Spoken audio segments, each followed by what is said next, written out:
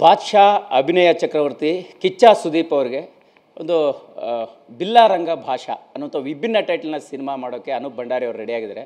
So Billa ರಂಗ ಭಾಷಾ ಆ ಟೈಟ್ಲಲ್ಲೇ ಒಂದಿಷ್ಟು ವಿಭಿನ್ನ ಪ್ರಪಂಚಗಳಿದೆ. ಈಗಾಗಲೇ ಒಂದಿಷ್ಟು ಮಾಹಿತಿಗಳು ಸಿಕ್ಕಂಥ ಪ್ರಕಾರ 3 ವಿಭಿನ್ನ ಪ್ರಪಂಚಗಳನ್ನು ಸಿನಿಮಾದಲ್ಲಿ ತೋರ್ಸೋಕೆ ರೆಡಿಯಾಗಿದ್ದಾರಂತೆ. ಸೊ ಎಲ್ಲ ವಿಶೇಷತೆಗಳ ಜೊತೆಗೆ ತುಂಬ ದಿನ ಆದಮೇಲೆ ಅನೂಪ್ ಭಂಡಾರಿ ಅವರು ಕೂಡ ನಮ್ಮ ಜೊತೆ ಇದ್ದಾರೆ. ಸೊ ಅವ್ರನ್ನೇ ಮಾತಾಡ್ಸೋಣ.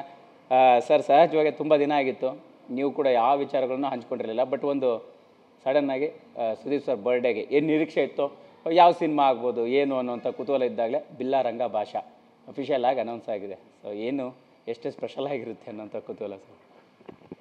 ಇದು 6 ವರ್ಷ ಹಿಂದೆ ಅನೌನ್ಸ್ ಆದಂಥ ಪ್ರಾಜೆಕ್ಟ್. ಇವಾಗ ಮತ್ತೆ ಒಂದು ಅನೌನ್ಸ್ಮೆಂಟ್ ಥರ ಮಾಡಿದ್ವಿ. ಬಟ್ ಅವತ್ತೇನು ಹೈಪ್ ಇತ್ತು ಇವತ್ತಿಗೂ ಅದೇ ಹೈಪ್ ಇದೆ. ಆ್ಯಂಡ್ ಜನ ಇದಕ್ಕೆ ಕಾಯ್ತಾಯಿದ್ರು ಅವಾಗಿಂದನೂ. ಸೊ ನಾವು ವಿಕ್ರಾಂತ್ ಋಣ ಮಾಡೋ ಟೈಮಲ್ಲೂ ನೆಕ್ಸ್ಟ್ ಬಿಲ್ಲಾ ರಂಗ ಭಾಷಾ ಬರುತ್ತಲ್ವ ಅನ್ನೋ ಒಂದು ಪ್ರಶ್ನೆ ಯಾವತ್ತೂ ಇತ್ತು. ಸೊ ನಮ್ಗೆ ಅದೇ ರೀತಿ ಆತಂಕನೂ ಇತ್ತು ಬಿಟ್ಟಾಗ, ಅಂದರೆ 6 ವರ್ಷ ಆದಮೇಲೆ ಬಿಡ್ತಾ ಇದ್ದೀವಿ, ಇದು ಅದೇ ಎಕ್ಸೈಟ್ಮೆಂಟ್ ಇರುತ್ತಾ ಅಂತ. ಬಟ್ ರೆಸ್ಪಾನ್ಸ್ ನೋಡಿ ತುಂಬಾ ಖುಷಿ ಆಯಿತು. ಜನ ಪ್ರತಿಯೊಂದು ಡೀಟೇಲ್ನು ಅಬ್ಸರ್ವ್ ಮಾಡ್ತಾ ಇದ್ದಾರೆ, ಎಲ್ಲ ನೋಟಿಸ್ ಮಾಡ್ತಿದ್ದಾರೆ. ನಾವೇನು ಅದಕ್ಕೆ ಎಫರ್ಟ್ ಹಾಕಿದ್ವಿ ಅದು ಅಪ್ರಿಷಿಯೇಟ್ ಮಾಡ್ತಾ ಇದ್ದಾರೆ. ಸೊ ತುಂಬಾ ಖುಷಿ ಇದೆ. ಸೊ ಈಗ ಸಹಜವಾಗಿ ಅಂದರೆ ಸುದೀಪ್ ಸರ್ಗೆ ಒಂದು ಸಿನಿಮಾ ಮಾಡೋಕ್ಕೆ ಅವಕಾಶ ಸಿಕ್ಕರೆ ಸಾಕು ಅಂತ ಕಾಯುವಂಥ ಡೈರೆಕ್ಟ್ರುಗಳು ಎಷ್ಟೋ ಜನ ಇರ್ತಾರೆ.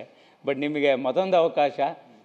ಸೊ ಎಷ್ಟು ಚಾಲೆಂಜಿಂಗ್ ಆಗಿದೆ. ಸೊ ಸದ್ಯಕ್ಕೆ ಸುದೀಪ್ ಸರ್ನ ಕನ್ವಿನ್ಸ್ ಮಾಡುವಂಥದ್ದು ಮತ್ತು ಅವ್ರು 6 ವರ್ಷ ಆದರೂ ಕೂಡ ಇದನ್ನು ಮಾಡಬೇಕು ಅನ್ನೋಂಥ ನಿಟ್ಟಲ್ಲಿ ಅವ್ರು ಇಂಟ್ರೆಸ್ಟ್ ತೋರಿಸಿರುವಂಥದ್ದು. ಸೊ ಅದನ್ನು ಹೆಂಗೆ ಹೇಳೋಕ್ಕೆ ಇಷ್ಟಪಡ್ತೀರಿ ಅಂತ?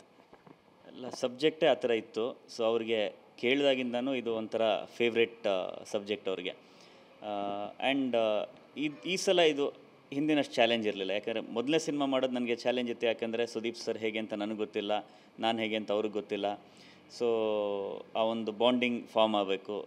ಇವಾಗ ಆ ಒಂದು ಕ್ಲೋಸ್ನೆಸ್ ಇದೆ, ಅವ್ರಿಗೊಂದು ನನ್ನ ಮೇಲೆ ಒಂದು ನಂಬಿಕೆ ಇದೆ, ನನಗೆ ಅವ್ರ ಮೇಲೆ ಗೌರವ ಇದೆ. ಸೊ ಇದೆಲ್ಲ ಸೇರಿ ಬಂದಾಗ ಆ ವರ್ಕಿಂಗ್ ಇಕ್ವೇಷನ್ ತುಂಬ ಈಸಿ ಆಗುತ್ತೆ. ಸೊ ಇವತ್ತಿಗೆ ನಾನು ತುಂಬ ಅವ್ರಿಗೆ ಎಕ್ಸ್ಪ್ಲೇನ್ ಮಾಡಬೇಕು ಅಂತಿಲ್ಲ. ನಾನೊಂದು ಪಾಯಿಂಟ್ ಹೇಳಿದಾಗ ನನ್ನ ತಲೆಯಲ್ಲಿ ಏನಿದೆ ಅಂತ ಅವ್ರಿಗೆ ಇಮಿಡಿಯೇಟ್ ಗೊತ್ತಾಗುತ್ತೆ. ಸೊ ಆ ರೀತಿಯಲ್ಲಿ ಈ ಒಂದು ಸಿನಿಮಾ ಏನಿದೆ ವಿಕ್ರಾಂತ್ ಋಣಗಿಂತ ನನಗೆ I think less challenging in terms of working with Sudeep sir. But as cinema it is I think 10-20 times more challenging ಇದು. ಎಸ್ ಸರ್, ಸಹಜವಾಗಿ ಹೇಳ್ತಾ ಇದ್ರಿ ಸುದೀಪ್ ಸರ್ಗೆ ಈಗೆಲ್ಲ ಎಕ್ಸ್ಪ್ಲೇನ್ ಮಾಡೋದು ಈಸಿ, ಅಂಡರ್ಸ್ಟ್ಯಾಂಡ್ ಮಾಡ್ಕೋತಾರೆ. ಸೊ ಬೇಗ ಅದು ಗೊತ್ತಾಗುತ್ತೆ ಅನ್ನೋ ಥರ. ಅವರು ಕೂಡ ಒಂದು ಸಂದರ್ಭದಲ್ಲಿ ಹೇಳಿದರು, ಅನೂಪ್ ಭಂಡಾರಿ ನನಗೆ ಕಾಲ್ ಮಾಡಿದೆ ರಾತ್ರಿ 2 ಗಂಟೆ ಟೈಮ್ಗೆ.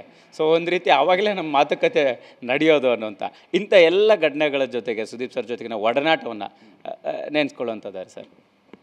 ಇಲ್ಲ, ನೀವು ಸ್ವಲ್ಪ ಉಲ್ಟಾ ತೊಗೊಂಡ್ರಿ ಅದನ್ನು. ಅಫ್ಕೋರ್ಸ್ ನಾನು ಮೆಸೇಜ್ ಎನಿ ಟೈಮ್ ಮಾಡ್ತೀನಿ ಅವ್ರಿಗೆ. ಬಿಕಾಸ್ ಅವರು ನಿದ್ದೆ ಮಾಡಲ್ಲ, ನಾನು ನಿದ್ದೆ ಮಾಡಲ್ಲ. ಸೊ ಅವ್ರು ನನ್ನ ಯೂಶ್ವಲಿ ಲೇಟಾಗೆ ಕರೆಯೋದು. ಎಲ್ಲೋ ಬೆಳಿಗ್ಗೆ ಹೊತ್ತೇನೋ ಒಂದು ಅವ್ರದ್ದು ಕೆಲಸಗಳಿರುತ್ತೆ, ಈವೆಂಟ್ಸ್ ಇರ್ಬೋದು, ಇನ್ನೊಂದು ಇರ್ಬೋದು. ಅದು ಮುಗಿಸ್ಕೊಂಡು ವಾಪಸ್ ಬಂದಮೇಲೆ ಒಂದು ಮೆಸೇಜ್ ಆಗ್ತಾರೆ ಎಲ್ಲಿದ್ದೀರ ಅಂತ. ಮನೇಲಿದ್ದೀನಿ ಅಂದ ತಕ್ಷಣ ಫ್ರೀ ಇದ್ದರೆ ಬನ್ನಿ ಅಂತಾರೆ. ಹೋಗ್ತೀನಿ, ಹೋಗ್ಬಿಟ್ಟು ಒಂದಷ್ಟು ಡಿಸ್ಕಷನ್ಸ್ ಮಾಡ್ತೀವಿ. ಮುಗಿಸ್ಕೊಂಡು ಎಷ್ಟೋ ಸಲ 3 ಗಂಟೆ 4 ಗಂಟೆಗೆಲ್ಲ ವಾಪಸ್ ಬರ್ತೀನಿ ಮನೆಗೆ. ಬಟ್ ಐ ಥಿಂಕ್ ಅದಕ್ಕೆ ಅವ್ರಿಗೆ ಇನ್ನೂ ನಾನು ಹೆಚ್ಚು ಇಷ್ಟ ಆಗ್ತೀನಿ ಅನಿಸುತ್ತೆ. ಬಿಕಾಸ್ ಅವ್ರದ್ದೊಂದು ಟೈಮ್ ಟೇಬಲ್ ಇದೆ, ನಂದೇನಿದೆ, ಆಲ್ಮೋಸ್ಟ್ ಸಿಂಕ್ ಆಗುತ್ತೆ. ಇಬ್ಬರೂ ನಿದ್ದೆ ಮಾಡಲ್ಲ.